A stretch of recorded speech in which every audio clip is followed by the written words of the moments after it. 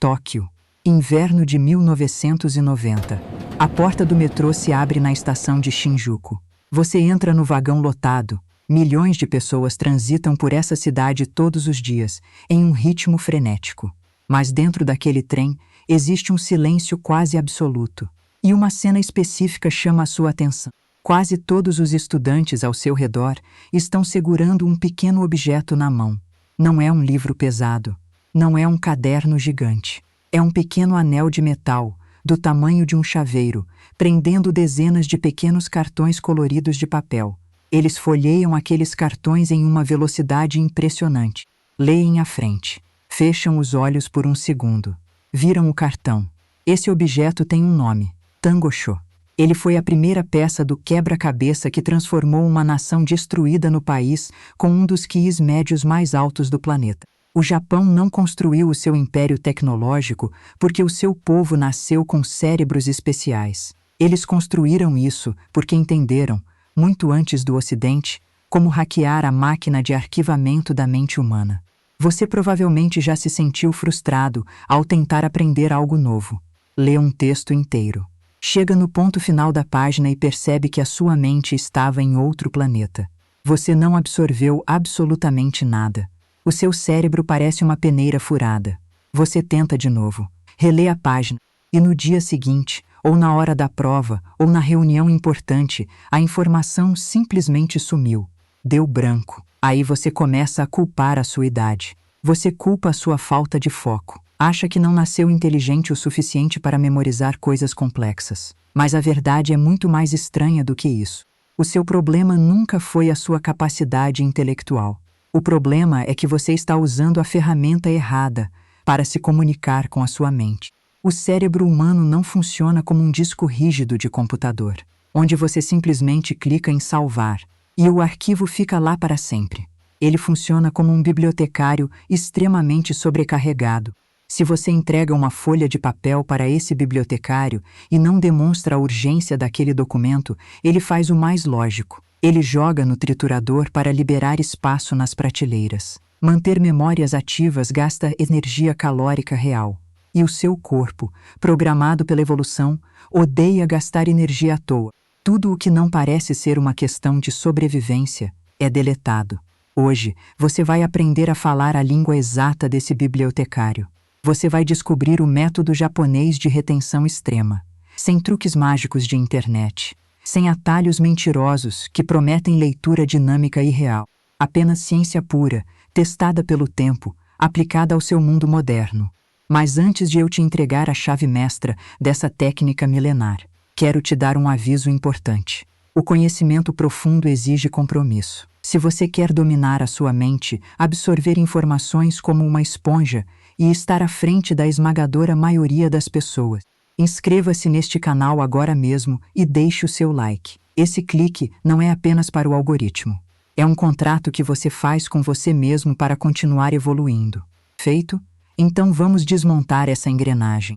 No Ocidente, você foi ensinado a estudar de uma forma completamente errada. O professor fala, você anota, você chega em casa e lê o que anotou. Você passa o marca-texto amarelo nas partes mais importantes e lê de novo.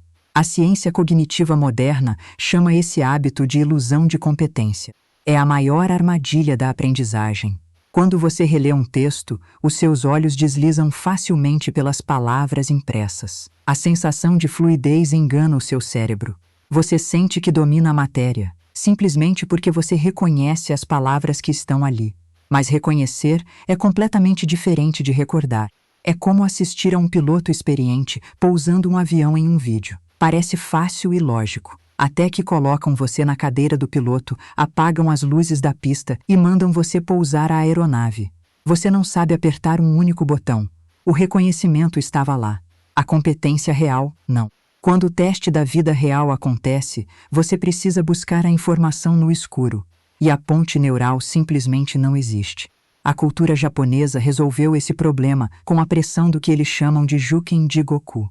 Em português, o inferno dos exames. A pressão para entrar nas universidades de elite forçou os estudantes a abandonarem a ilusão e buscarem a eficiência brutal. Eles adotaram o que o brilhante psicólogo americano Robert Bjork mais tarde chamaria de dificuldade desejável. Esse conceito é a base de tudo. Bjork provou cientificamente que, quanto mais você sofre para puxar uma memória da sua cabeça, mais forte essa memória se torna no futuro. O esforço de tentar lembrar, aquele silêncio agoniante na mente, é o que sinaliza para o cérebro que aquela informação é vital. Lembra dos estudantes no trem de Tóquio com o tango Shu? Eles não estão lendo um livro de forma passiva. Eles estão constantemente testando a própria mente. Eles olham para a pergunta no cartão. Eles param. Eles forçam o bibliotecário a vasculhar os arquivos no escuro. Esse milissegundo de frustração, esse mini branco mental, é o momento exato em que a sua memória cresce. É exatamente igual ao rompimento da fibra muscular na academia. Se o peso está leve demais, o músculo não cresce. Se a leitura está fluida demais, o cérebro não memoriza. E é aqui que entra o grande segredo físico dessa história. A técnica do Alpen Anki-ho, ou a técnica da memorização com caneta azul. Se você entrar em uma papelaria em Osaka durante a época de exames federais, os refis de caneta azul desaparecem das prateleiras. Parece uma superstição infantil. Mas a base biológica por trás disso é assustadora. Esqueça o lápis grafite. Esqueça a tinta preta tradicional. Tudo o que os japoneses precisam gravar para o resto da vida, eles escrevem à mão, usando tinta azul. Por que isso transforma a sua mente? A resposta está na física da luz e na forma como os seus olhos processam cores desde a era das cavernas. Cores quentes, como o vermelho, disparam sinais de alerta extremo, perigo e ansiedade. Cores neutras, como o preto e o cinza, fundem-se com o ambiente. O cérebro ignora o preto porque ele é monótono. O comprimento de onda da cor azul estimula os fotorreceptores dos seus olhos de uma maneira única. Ele cria um estado mental chamado de alerta relaxado. A sua mente fica extremamente calma, mas incrivelmente focada.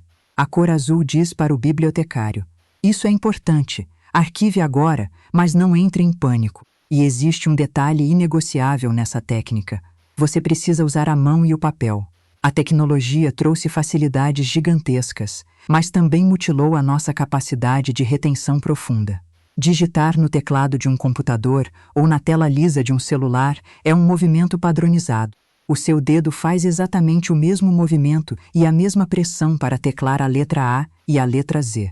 Não existe esforço diferencial.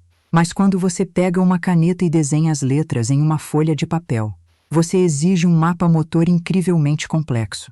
O seu cérebro precisa coordenar dezenas de pequenos músculos na sua mão e no seu antebraço. Você sente a fricção leve da ponta da caneta, a textura porosa do papel.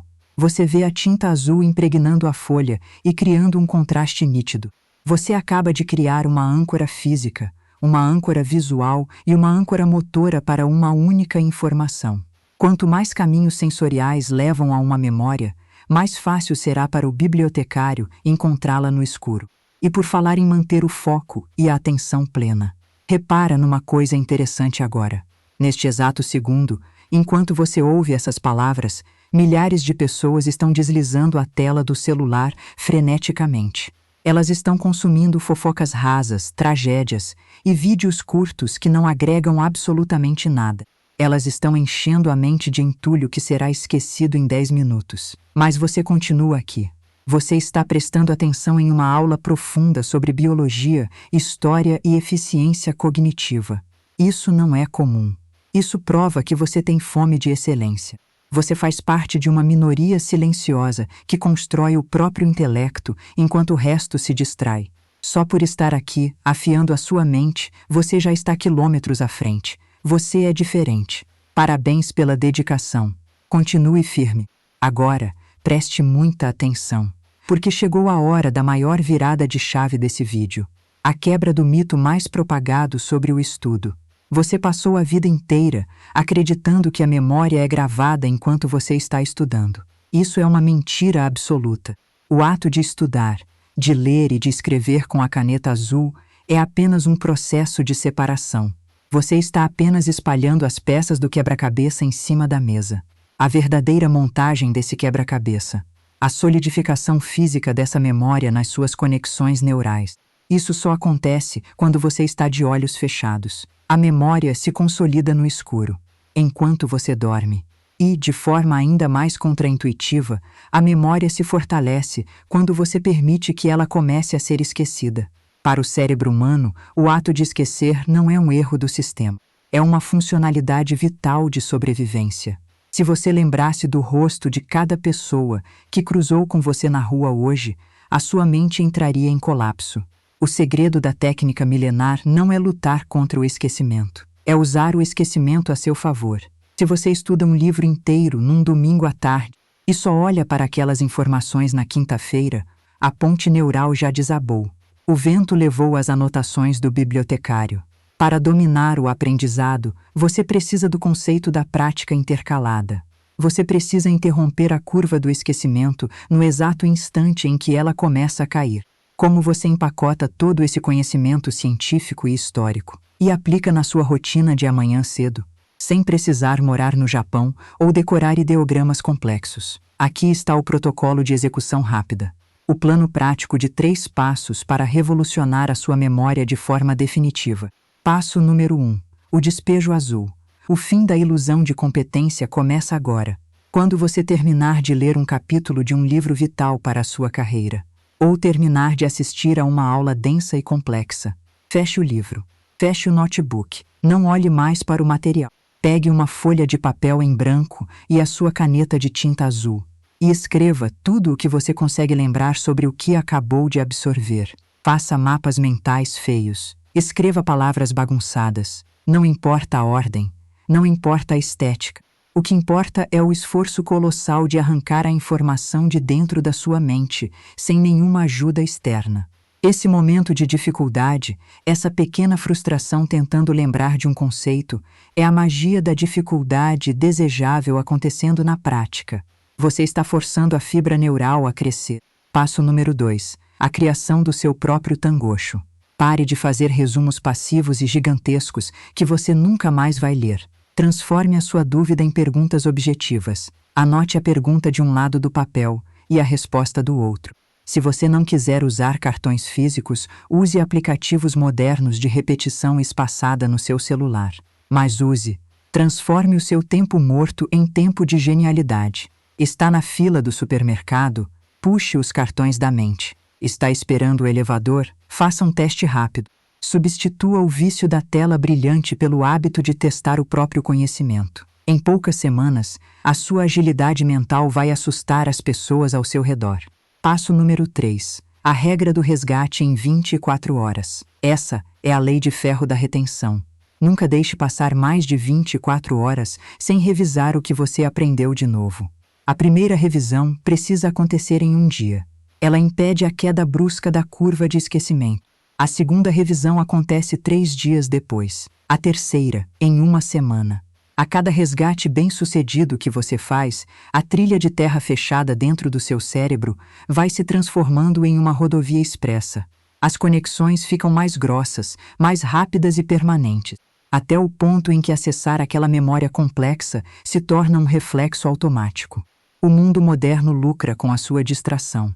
Ele quer que a sua mente seja fraca e dependente de servidores em nuvem para lembrar da própria vida. Mas agora você tem um mapa da eficiência nas suas mãos. Você entendeu o poder oculto do contraste visual da caneta azul. Você entendeu a lei da dificuldade desejável e a ilusão fatal da releitura.